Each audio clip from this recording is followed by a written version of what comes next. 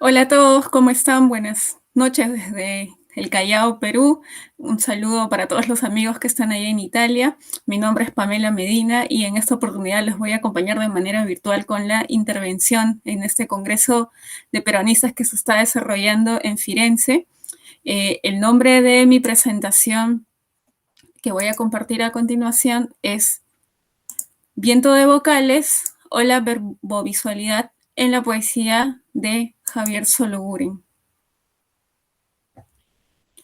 Bien, primero quisiera destacar que yo tengo mucho tiempo investigando la obra de Jorge Eyelson y de hecho le debo al gran Jorge haber descubierto algunas características de la poesía peruana, pero también de las experimentaciones. Entonces, en honor a estas investigaciones que tengo ya desde hace algún tiempo, pude identificar algunas características en otros poetas peruanos y específicamente en uno que forma parte de su generación, que es el poeta Javier Sologuren.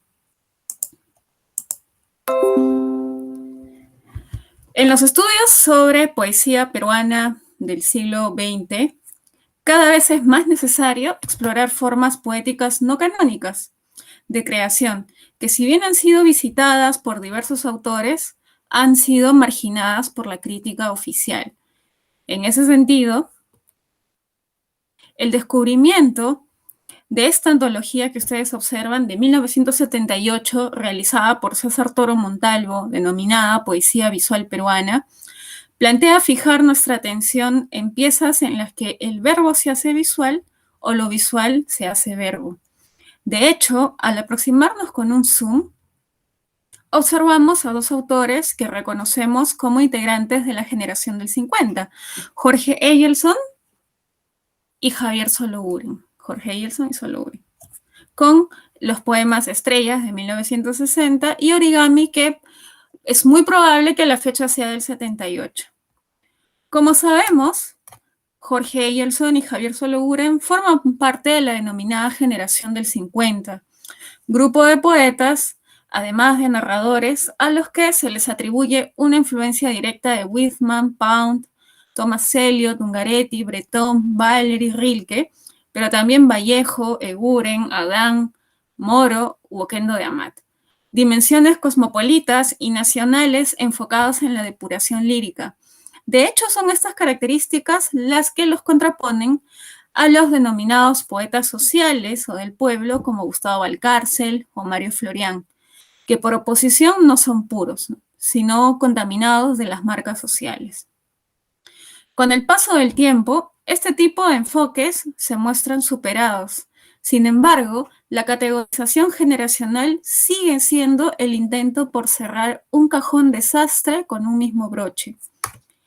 En esta ocasión, en la que recapitulamos o retomamos los episodios de la historicidad de nuestra literatura, creo que es preciso detenernos en formas otras de producción poética que atravesaron este segundo siglo de independencia, pero que han sido invisibilizados o reducidos por miradas tradicionales. Para esto analizaremos piezas de la obra del poeta, ensayista y editor peruano Javier Sologuren, a partir de lo que estudiosos latinoamericanos como Raúl Dorra, Noé Yitrick, Guillermina Casasco o Juan Ángel Italiano comprenderían como la dimensión plástica de la escritura y la verbovisualidad o visuaverbalidad en la poesía visual. Y quiero empezar esta parte con esta cita de Javier Sologuren. En alguna medida, todo poeta maneja el lenguaje como un calidoscopio. Las palabras sacudidas por la emoción cobran nuevas disposiciones y enlaces dentro de novedosas teorías. Una experiencia de lectura a la obra de Javier Sologuren permite identificar tres aspectos llamativos: la determinación de un lugar o espacio poético, la naturaleza y sus elementos, y la sintaxis espacial de la palabra. Para el poeta, la relación entre experiencia y naturaleza es el elemento constitutivo en su obra, fuerza creadora y energía, a partir de la cual se lee y representa. Estas condiciones permiten identificar su universo como una construcción imaginaria que a través de la imagen literaria evidencia también sus características espaciales. como por ejemplo este poema de vida continua, escrito entre 1948 y 1950. Árbol que eres penoso relámpago, viento que arrebatas una ardiente materia, bosques de rayos entre el agua nocturna. He de decirles que para mí se está forjando una pesada joya en mi corazón, una hoja que hiende como una estrella el refugio de la sangre. Ignoro otra mirada que no sea como un vuelo reposado y profundo. Ignoro otro paso lejano, o la que fuese más clara que la vida en mi pecho. Sepan que estoy viviendo nubes, sepan que canto bajo la gloria confusa de la tarde. Sepan que estoy viviendo, que me aprieta el cielo, que mi frente ha de caer como lámpara vacía a los pies de una estatua que vela tenazmente. De hecho, una característica no menos importante en su poética es la reiteración y la recurrencia de centrar el nombre de sus poemarios en sintagmas que habitan o configuran espacios como el morador, la gruta de la sirena, estancias o recinto, ¿no? Todos estos caracterizados por aludir al espacio. De acuerdo con Luis Rabasa Soraluz, Sologuren construye arquitecturas con vectores que modelan ese recinto poetológico del yo, donde, según dice el poeta, las metáforas son las vigas que sostienen la casa. Es decir, la naturaleza gestiona esos vectores arquitectónicos que, según Ina Salazar, no pueden reducirse a una simple labor temática o una obsesión. Es más bien una suerte de abecedario o gramática por la variedad de funciones y empleos que posee a lo largo de toda su obra. En su poesía, el yo poético busca y da forma a su propio universo, como un espacio dispuesto a ser habitado por él mismo y por la palabra. En ese sentido, esta investigación plantea que Javier Sologuren construye arquitecturas, pero no únicamente con imágenes poéticas que construyen imaginarios, sino también con la conciencia de que la palabra posee una anatomía y forma que permite habitar ese universo en tiempo y espacio.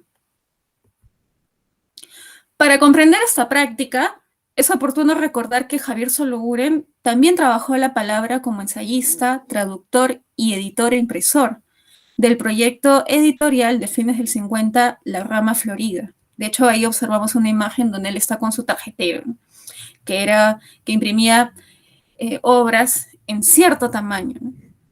Estas labores fueron determinantes en su producción, ya que le permitió la adquisición de una conciencia y aproximación a la literatura a partir de la toma, la forma y la significación de la palabra. De hecho, tras la labor traductora, lo que existe es la búsqueda y la manipulación de los artificios del lenguaje que permiten traslucir el idioma original al idioma traducido. Del mismo modo, el impresor es consciente de las condiciones materiales de la letra y lo que sus variantes y movimientos son capaces de dar a entender. Una A en mayúsculas o en minúsculas no son cambios irrelevantes, sino corporalidades que, además del sentido, son signos gráficos de atención. En estas dos labores, y la del impresor, se genera una conciencia física, visual y espacial de la palabra y su iconicidad, que lo acercan a la figura de un manipulador de materialidades y sentidos. Incido en esto, tomando distancia, evidentemente, de un acercamiento biografista, sino más bien acercándonos a un yo ensayístico que el mismo autor construye y que dan cuenta en la necesidad de pensar en un poeta no solo como un gestor de imaginarios, sino también de materialidades, como lo refiere en el fragmento de su ensayo, Lo que la letra nos dice, de 1979. La letra tiene una entidad corporal y sus órganos propios. Describirla es revelar su inadvertida y sutil anatomía. Basta con que el lector se desentienda por un momento del sentido que ésta le transmite y en cambio fije su atención en ella, en su calidad de signo gráfico, para que se percate de sus elementos componentes, líneas rectas y curvas, trazado fino y gruesa, etc. Destaco estas características y este fragmento del ensayo de Javier Sologuren porque ingresar a su obra es un ejercicio de forma y contenido. pero en nuestro caso también de materialidad y naturaleza. Desde la década del 50 empiezan a aparecer una serie de piezas en las que el verbo se hace visual o las palabras se hacen imágenes, operaciones que lo acercan al subgénero de la poesía visual. De acuerdo con el artista y estudioso uruguayo Juan Ángel Italiano, la poesía visual marca un tipo de heterodoxia con la poesía considerada tradicional, al mismo tiempo que tiene la capacidad de relacionar elementos textuales y plásticos.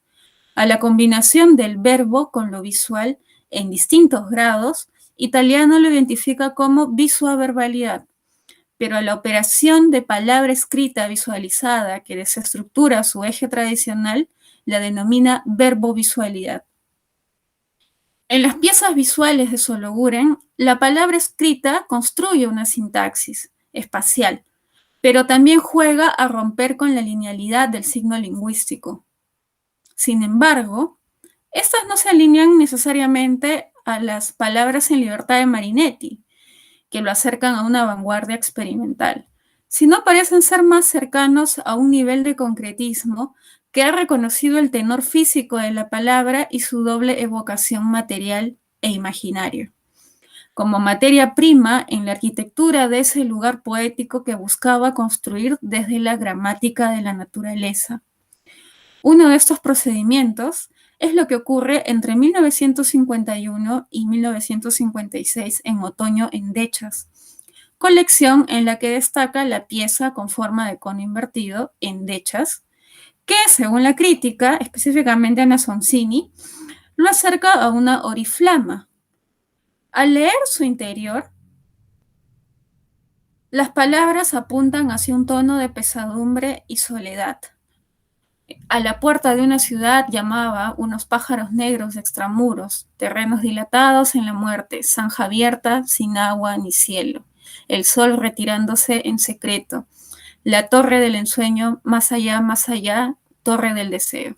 La oriflama de pura soledad golpeaba la puerta, tocaba las piedras ya sin fuegos, le daba la espalda para nuevamente contemplarla, amor, necesidad, olvido.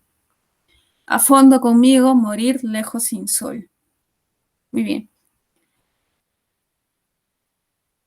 Como ustedes pudieron observar, este tono de pesadumbre y soledad está presente en las palabras muerte, espalda, olvido, como si registraran su proceso descendente y solitario, que va de un endecasílabo, en la parte superior, un verso de 11 sílabas, a un monosílabo o una sílaba. En endechas, el poeta se va quedando solo, así como la palabra sol. Y esa atmósfera de sentido que lo rodea, el sol retirándose, se asienta y ancla con una forma material que va disminuyendo. Es por eso que el poema empieza de una manera y termina de otra, ¿no? Es un poema que evidencia ese cambio de estado de ánimo.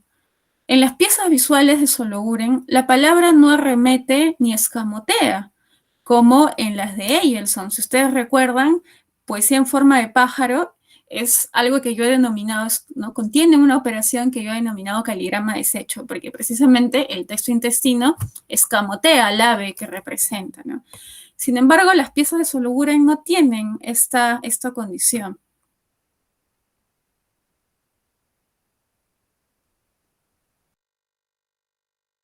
De la imagen poética. Son formas que complementan la voluntad del autor, explorando el sentido y la métrica de la versología tradicional. Es decir, esta forma, entre comillas, no tradicional, recibe el nombre de una endecha. Pero no necesariamente para mostrar un objeto reconocible. Lo más común es que digamos que esto es un caligrama, ¿no? Pero en realidad no es un caligrama como el de Apollinaire. Preferiría llamarlo un contenedor poético verbovisual. Otro ejemplo de esta operación es lo ocurrido en Folios del enamorado y la muerte, escritos entre 1974 y 1978, con la pieza Márgenes, oportunamente dedicada a Octavio Paz. En ella, el poeta alienta una doble operación de lectura entre iniciar en orden por una columna hacia otra o de saltar de una columna hacia otra, ¿no? Si leemos, nos dice algo así como, escribo en la zona del silencio, no toco el centro, solo lo limito. El centro es un corazón en blanco que sin embargo está latiendo. Lee en ese centro, desvía la mirada unos grados a la derecha. Allí está el poema, nunca alcanzado. Es ese su espacio. En esta columna gotean palabras, nada más que palabras. Pero también lo puedo leer, escribo al pasar en la zona, acá, la del silencio. Mano no toco el trazar, centro solo las letras. Lo limito o al picarlas. Entonces, tiene dos tipos de entrada, ¿no? Por eso están las dobles columnas. Entonces, en esta doble operación, ¿no? Sea cualquiera de estos desplazamientos, el ars poética del autor es descubrir el silencio al cual se enfrenta la escritura, pero uno que es literal, material y representacional. Es decir, literal porque aparece la palabra silencio, material porque aparece el espacio en blanco al medio, y representacional porque aparece la palabra en blanco, a la que comúnmente aludimos o identificamos con el silencio. Como si se tratase de tres formas distintas de decir o llenar de sentido la idea del silencio. El poema se lee así desde los márgenes o franjas poéticas que asedian y evidencian finalmente el silencio. No obstante, es preciso no perder de vista la dedicatoria de esta pieza al poeta Octavio Paz, sobre todo si recordamos que el gran autor mexicano tiene una obra denominada Blanco, de 1967, 7 años antes de la producción de este poema. Lo cual nos recuerda también el vínculo que Javier Sologuren tuvo al estar mucho tiempo arraigado en México. En Blanco, Octavio Paz utiliza colores para remarcar esa doble entrada que el poeta peruano precisa en las dos columnas separadas por el blanco. Sologuren retoma una operación de Paz, no solo evidenciando un completo conocimiento de los artificios poéticos visuales que transitaron por Latinoamérica, sino también trayendo para sí más de una semiosis a favor del sentido del blanco o el silencio.